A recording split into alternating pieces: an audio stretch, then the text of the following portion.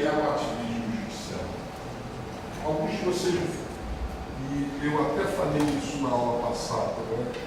Eu falei que o ativismo judicial, aí alguns, tem muita gente que fala assim, o Supremo Tribunal Federal não tem legitimidade para adotar as questões ativistas que ele adota. Eu destaco para vocês, eu falei, não, ele tem legitimidade.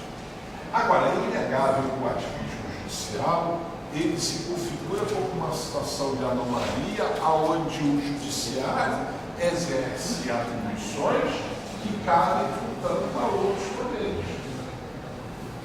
Vejam, quem tem que cuidar do sistema prisional no Brasil? É o Estado, mas é o Executivo, Legislativo ou Judiciário? Do sistema prisional, executivo. Eu pergunto, o sistema prisional brasileiro é bom ou ruim? Péssimo. Daqui não tem como medir. Não, mas eu tenho como medir que ele é péssimo. É péssimo. A prova maior de que o sistema prisional é péssimo é de que os presídios são classificados por facção. Por facção. Presídio não pode ser de facção. Presídio tem que ser do Estado. Quem tem que mandar dentro do presídio é o Estado. Esse é o primeiro erro. Então o sistema prisional ele é absurdamente ruim. Então tem uma ação no Supremo Tribunal Federal que ela fala do estado de coisas inconstitucional. Eles sustentam que o Estado, ou seja, a situação prisional, ela gera inconstitucionalidade. Eu acho isso muito legal. Mas aí eu pergunto, quem tem que ditar a política pública? É o judiciário ou é o executivo? É o executivo. E não, nesse estado de coisas inconstitucional, o Supremo estabeleceu uma série de diretrizes que o executivo tem que implementar. Percebam vocês. É um perigo. É errado, é um perigo isso. Professor Martins falou isso aí agora, né, sobre o que o STF, não sei se foi o STF ou se foi o STJ, quando saiu uma reportagem falando do papel higiênico dentro dos presídios, você lembra disso? Foi recente. Preço, né? Não sei se foi STF ou STJ. Ele falou que aquilo ali era um absurdo, acho que foi até o Schietti que comentou. Que aquilo ali era um absurdo, porque eu não gosto dele não. ele só questionando dele. Não, ele é libertário. A gente tem que tomar um cuidado. A gente precisa, o sistema prisional é ruim, mas a gente precisa entender que a gente não pode ser libertário. Ele é libertário. Como assim? Que sentido? Ele entende que, na verdade, a prisão não é solução. Ué, mas se a prisão não é solução, qual é a solução? A solução é a educação. Mas assim, como é que você educa? Exatamente. Que matou alguém. Como é que você educa, Daniel? Professor, eu acho que Sempre ouvi. Vou eu te acho que contar. você não educa com a punição. Eu acho que Vou te falar uma coisa. Sua mãe te tratou com todo o carinho do mundo ou ela te botava de castigo? realmente. Meteu chinelada em você? Vai, te banhava. Joelho no milho. Veja, vamos lá, Cleber. Por favor, deixa eu só o Cleber falar. Graças a Deus eu fiquei só na ameaça. Por que o Estado comete crimes, por quê? E ninguém pune o Estado? Vou dar um exemplo. As prisões. Os presos estão sob custódia do Estado. O Estado faz vista grossa para o que acontece lá. E se tratando de direitos humanos, o Estado pode ser punido. Aí as pessoas falam, direitos humanos não é direito do bandido. Não é direito do bandido. Não. Porque quando o Estado ele deixa de prover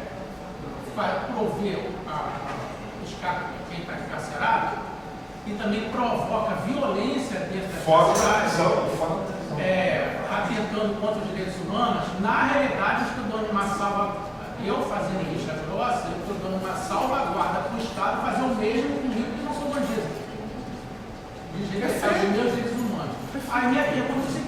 que isso me revolta um pouco. Não é que eu defendo o bandido, eu defendo o ser humano. Por que ninguém pune o Estado? O Estado ele está debaixo da Constituição como eu estou. O Estado não é maior do que eu. Então por que não existe uma ação contra o Estado? Exatamente. Por que ninguém entra com uma ação contra ele?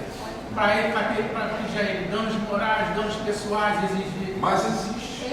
Existe. Existem ações de danos morais contra essas. O problema é que você Porque não é uma vergonha. Mas o problema, cara, o que acontece? Você onera os cofres públicos e resolve o problema? Não. Porque o agente ele não é responsabilizado, quem é responsabilizado é o Estado. Então o agente faz diferença. Quem está pagando isso acaba dando insanidade e é a sociedade. A ideia que a gente precisa ver não é de responsabilizar o Estado, porque isso você já tem, mas de responsabilizar o agente por suas condutas homicidas. Esse é o ponto. Mas o Estado sabe como a gente faz isso. Sim, mas não se tem um sistema de punição dos agentes. É por isso que se começar a chover no bolso do agente, ele vai parar de fazer merda.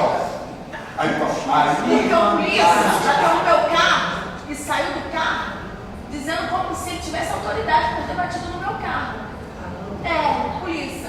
Ele achou que por ele ser polícia ele podia bater no meu carro. Não, ele porrou no meu carro. Bateu.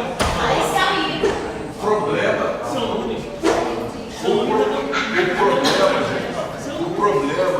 problema, quando a gente fala dessas questões é que efetivamente, cada vez mais, né, a gente tem que lembrar que a educação sexual de dúvida, ela vai resolver o problema. Mas enquanto a gente não tem esse nível educacional, não resta a situação de que eu tenho que ter punição. Eu vou te dar um exemplo, eu acho que eu já até contei essa história aqui, do taxista em Nova York. Já contei? Não, conta aí. O taxista em Nova York, ele era brasileiro, foi para os Estados Unidos e virou taxista lá nos Estados Unidos, lá em Nova York. Ele ia para trabalhar todo dia e ele viu que tinha pessoas que pulavam a catraca. O que ele começou a fazer? Começou a pular a catraca. Pulou a catraca um dia, pulou a catraca 2 dias, 3 dias, 2 semanas.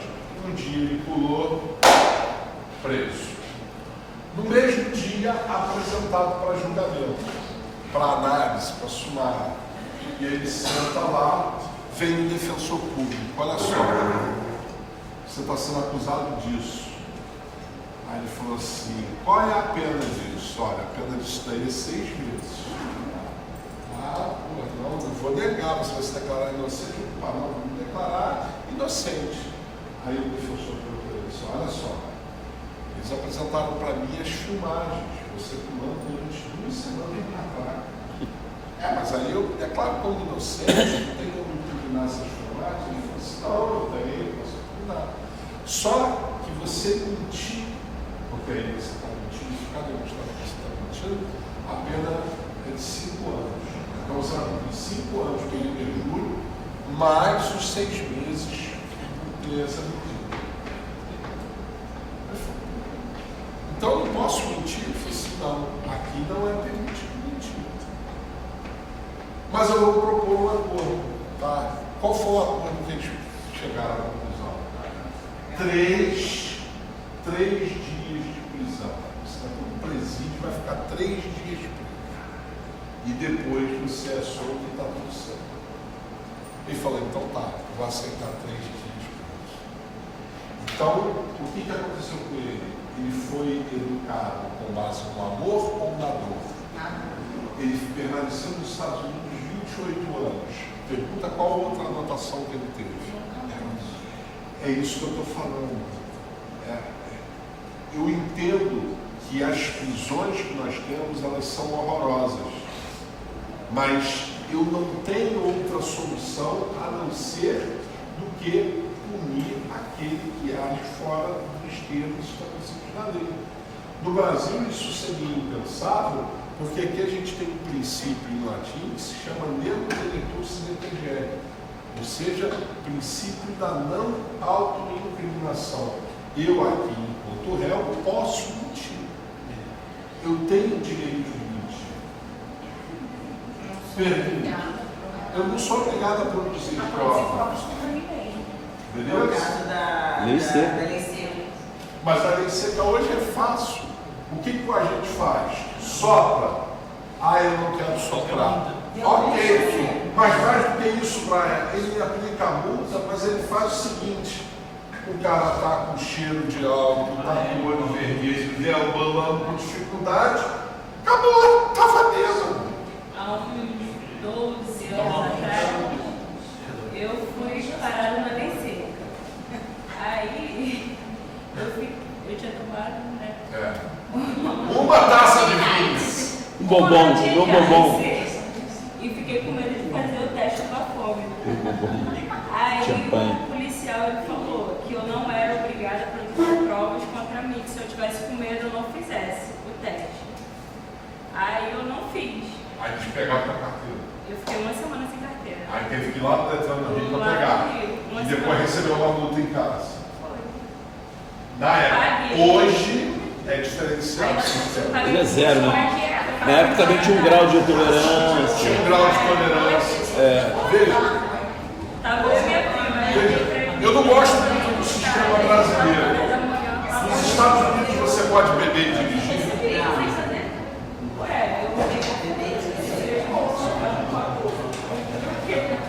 Você pode tomar uma e dirigir tranquilamente. O que ele não aceita lá é se o indivíduo estiver bêbado. E aí o que ele faz? Ele pede para você tirar e ele faz aqueles testes que você vê em filme. Não tem bafômetro. Até eles usam, mas geralmente ele não tem. Anda em linha. Bota a mão no nariz, com o olho fechado. Se você estiver bêbado, gente, tu não faz isso daqui de jeito nenhum. Não faz. Não faz. Hã? Não faz. Se você estiver bêbado, você não faz. Fechou o olho e você fazer isso aqui, ó, dedo no nariz, você não faz isso nem a pau. Você ficar aqui, ó, andar. Então, realmente, são esses os testes. Beleza? Então, gente, o ativismo judicial, ele é algo que é um exagero. O poder judiciário invadindo a competência dos demais poderes. Beleza, gente? Ficou bem claro? Perfeito? Todo mundo vai tirar 10. A nota foi muito alta no simulado. Pô, a média foi muito alta, vocês têm que se fechar. Tá? Semana que vem nós teremos o simulado. Dia 13 é feriado. Todo mundo vai dormir até tarde. Tá? Gente, ficamos por aqui. Foi um prazer termos esse período. Não, no período que vem vocês não estão comigo. A disciplina